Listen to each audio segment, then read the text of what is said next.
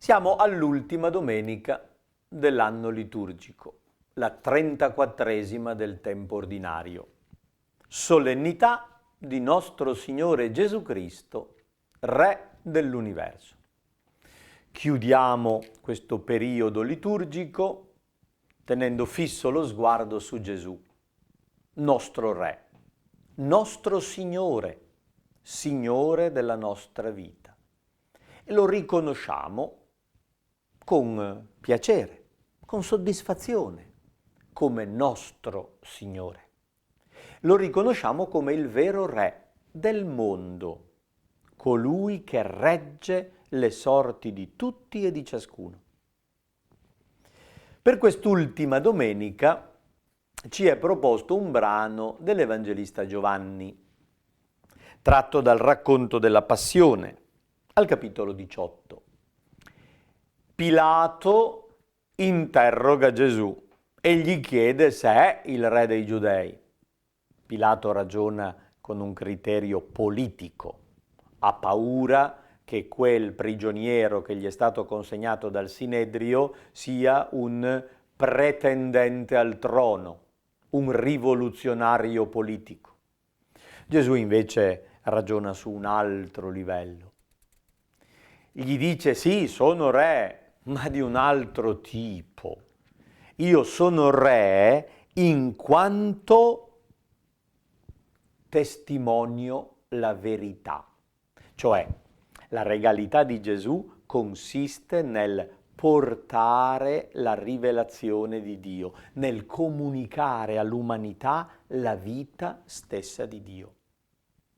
Gesù regna non perché vuole il potere temporale, vuole il governo politico, ma perché dà la vita.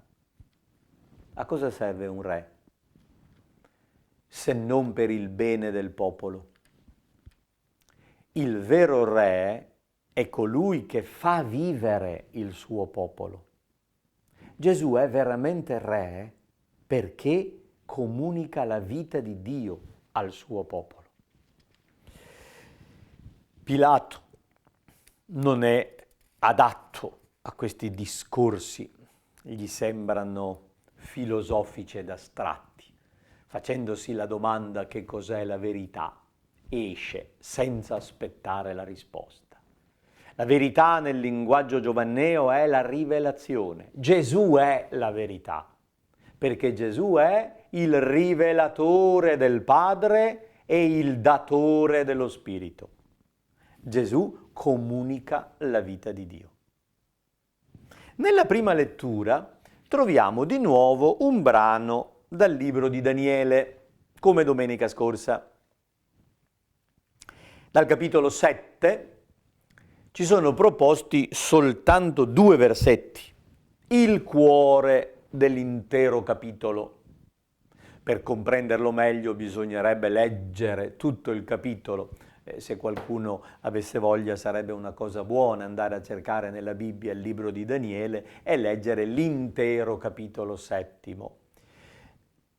Conosceremmo meglio il valore di quei 2 versetti 13 e 14 che ne costituiscono il centro. La visione riguarda delle bestie, che sono figura dei grandi imperi di quel tempo. L'autore del libro di Daniele vive nel II secolo a.C. e pensa ai precedenti imperi babilonese, medo, persiano e greco. Il quarto, l'ultimo, quello contemporaneo a chi scrive, è il peggiore, perché da che mondo è mondo tutti dicono che peggio di adesso non è mai andata. Adesso è la situazione peggiore che si possa conoscere, perché è la nostra, perché siamo implicati noi nei problemi di questi giorni e sentiamo questa situazione come particolarmente opprimente. Di fronte a queste 4 bestie che rovinano il mondo, si contrappone un figlio d'uomo. È proprio da questo testo di Daniele 7 che Gesù deriva il termine figlio dell'uomo. Sappiamo che lo adopera spesso per parlare di se stesso. Si presenta come il figlio dell'uomo. È un termine tecnico, non vuol dire semplicemente uomo, ma corrisponde a questa figura della visione di Daniele contrapposta alle bestie. 4 bestie che rappresentano tutti i poteri mondiali. L'autore antico dava i nomi dei grandi imperi del suo tempo. Noi abbiamo altri riferimenti. In quelle 4 bestie ci possiamo mettere l'impero americano, l'impero sovietico, la tecnocrazia, il dominio delle multinazionali, il problema del controllo delle materie prime. Metteteci quel che volete, sono le bestie che stanno rovinando il mondo. In contrapposizione, sulle nubi del cielo, viene uno simile a un figlio d'uomo. È l'immagine buona, è l'immagine dell'uomo per eccellenza. È colui al quale l'antico di giorni, quello che noi chiamiamo il Padre Eterno, Dio, nella sua maestà gloriosa, consegna il potere. Giunse fino al vegliardo. È un termine che non mi piace molto. L'originale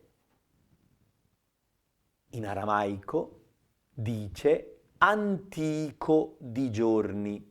È una bella e poetica espressione che manterrei volentieri nella traduzione. L'antico di giorni è il Signore assiso sul trono. Il figlio dell'uomo gli viene presentato. E gli furono dati potere, gloria e regno, per cui tutti i popoli, nazioni e lingue lo servivano. Il suo potere è un potere eterno che non finirà mai. Il suo regno non sarà mai distrutto. Il regno del figlio dell'uomo non sarà mai distrutto. È colui a cui Dio, antico di giorni, ha affidato il governo del mondo.